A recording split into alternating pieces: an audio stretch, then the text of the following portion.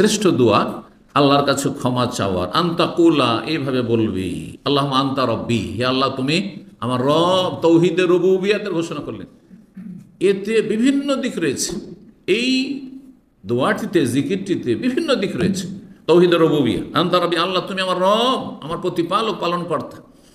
তুমি আমাকে এত দূর পৌঁছেছো, এত বড় করেছো, আমি ছিলাম কোথায়? মাতৃগর্ভের আগে ছিলাম কোথায়? তার আগে কোথায় ছিলাম? তারপরে কতগুলি স্তর পার করে এসেছি। আর তারপরে যখন কচি কাঁচা ছিলাম তখন কেমন ছিলাম? হ্যাঁ, নিজে খাওয়ার ক্ষমতা ছিল না, নিজে বলার ক্ষমতা ছিল না, যে খেতে লেগেছে। আল্লাহু আকবার, চিন্তা করি এক একটি স্তর যদি চিন্তা করেন তাহলে এখানে 1 ঘন্টা পার হয়ে যাবে। এই নিয়ামতটা নিজের অনুভূতিতে নিয়ে আসার জন্য, উপলব্ধি করার জন্য যে আল্লাহর কত বড় নিয়ামত। আমার সাথে জন্ম নিয়ে, আপনার সাথে জন্ম নিয়ে বহু কচি কাঁচা ছেলেরা মেয়েরা দুনিয়া থেকে চলে গেছে, বাল্য জীবনে চলে গেছে, মাতৃগর্ভে চলে গেছে, মায়ের পেট থেকে ভূমিষ্ঠ হয়ে মরে গেছে, অথবা সাবালক হয়ে মরে গেছে, বিয়ের আগেই মরে গেছে, বিয়ের পরে মারা গেছে, যৌবনকালে মারা গেছে। চোখের সামনে করোনা দেখলেন। আল্লাহু আকবার, এত বড় বালা মুসিবত আল্লাহ আমাকে আপনাকে বাঁচিয়ে রেখে বলল আলহামদুলিল্লাহ। আল্লাহ তো আমাকে সেই লিস্টে করতে পারতেন, করোনার লিস্টে, যে যা দুনিয়া থেকে বিদায় দেয়। আল্লাহু আকবার, আলহামদুলিল্লাহ। আল্লাহ আনতা রাব্বি, আল্লাহ তুমি আমার রব, লা ইলাহা ইল্লা আনতা, তুমি ছাড়া কোনো সত্য মাবুদ নেই। তাওহীদুল উলুহিয়্যাহ, রুবুবিয়্যাতের সাথে উলুহিয়্যাত। খালাকতানি, তুমি আমাকে সৃষ্টি করেছো, তুমি সৃষ্টিকর্তা। আল্লাহর যে রুবুবিয়্যাতের, আল্লাহর কাজের বিভিন্ন দিক রয়েছে। ওয়ানা আবদুকা, আমি তোমার গোলাম বান্দা। ওয়ানা আলা আহদিকা, আমি তোমার সাথে ওয়াদাবদ্ধ, চুক্তিবদ্ধ যে তোমার ইবাদতবন্দি করব। ওয়াদেকা, তোমার সাথে চুক্তি এবং প্রতিশ্রুতিতে আবদ্ধ। মাস্তাতাত, যতটা পারি। অসুস্থ হয়ে গেলাম, তাহলে অসুস্থ হলে তো অনেক কাজই করতে পারবো না, এই জন্য মাস্তা যতটা পারি। যতটা পারি মানে এই কথা বললাম মানে যে ফরজ আমি 17 রাকাত পারি না, 4 ওয়াক্ত নামাজ পড়তে পারছি, আল্লাহ ব্যাস হয়ে গেল, চলবে না? ফরজই চলবে না। আল্লাহ রমজান মাসে এতটি রোজা রাখতে বাকি পারলাম না, মানে খিদা লাগছে বেশি, সেজন্য চলবে। কিন্তু অসুস্থ অন্য সময় রাখিও, সুস্থ হইলেন না, অতি মারা ধরবেন আল্লাহ রাব্বুল আলামিন। কারণ কাজা করার সময় পাননি আপনি। এই স্থায়ী রোগী, চলেন ফিদিয়ে দিয়ে দেন। ইন্নামা আল উসরি ইউসরা, যেখানে কঠিন হয়েছে সেখানে আল্লাহ সহজ করে দিয়েছে। কিন্তু আপনি খেয়াল খুশি, আপনি কুপ্রবৃত্তির গোলামি করে বলবেন যে আমি পারছি না, এটা হবে না। আপনার চাইতে দুর্বল লোকের আমরা পারছো, অনেকে পারছো, প্রথম কাতার গিয়ে হাজির থাকছেন, আপনি কেন পারেন না?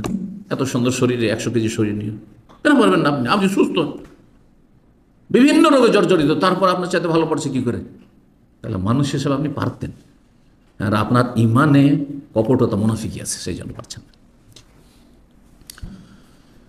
আউযু বিকা মিন শাররি মা সানাতু, আল্লাহ যা কিছু আমি পাপ টাপ করেছি সেসবের অনিষ্ট আছে, একটা বিপদ আপদ আছে, কুপ্রভাব আছে, সেসবের অনিষ্ট থেকে আমি আশ্রয় চাইছি।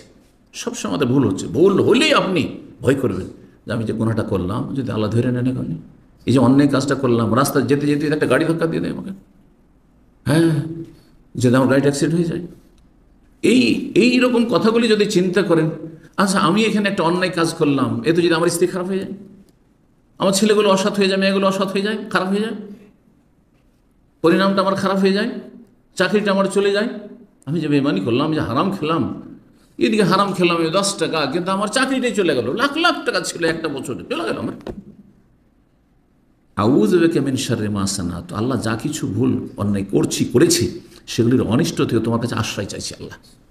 প্রথমত যেন ভুল নাই হয়, আর ভুল হইলে আল্লাহ তুমি ধরে নিও না, আল্লাহ মাফ করিয়ে দেবে, ছাড় দিও আল্লাহ, সংশোধনের সুযোগ দিও আল্লাহ। আউযু বিকা মিন শাররি মা সানাতু আবুউ লাকা বিনিআমাতিকা আলাইয়া, তোমার নিয়ামতের কথা স্বীকার করছি, যে মাথা থেকে পা পর্যন্ত নিয়ামতের নিয়ামত, কত নিয়ামত আমাদের কাছে রয়েছে, স্বীকার করছি আল্লাহ যে তোমার দান এগুলো। ওয়া আবুউ লাকা বিযামবি, তোমার এত নিয়ামত কিন্তু আমার গুনার শেষ নেই আল্লাহ, গুনার কথাও স্বীকার করছি যে আমার ভুলের শেষ নেই, পাপের শেষ নেই, পাপ হইতে আছে আল্লাহ। ফাগফিরলি, সুতরাং আল্লাহ তুমি আমাকে ক্ষমা করে দাও। ফাইন্নাহু লা ইয়াগফিরু যুনুবা ইল্লা আনতা, তোমার ছাড়া কোনো শক্তি নাই কেউ ক্ষমা করতে পারে।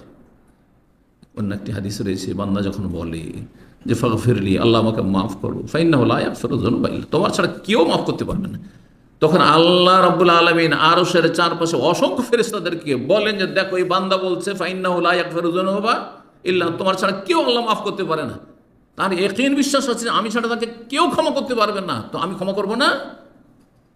আমার সে আশ্রয় নিয়েছে, আমার কাছে শরণাপন্ন হয়েছে সে, সুবহানাল্লাহ।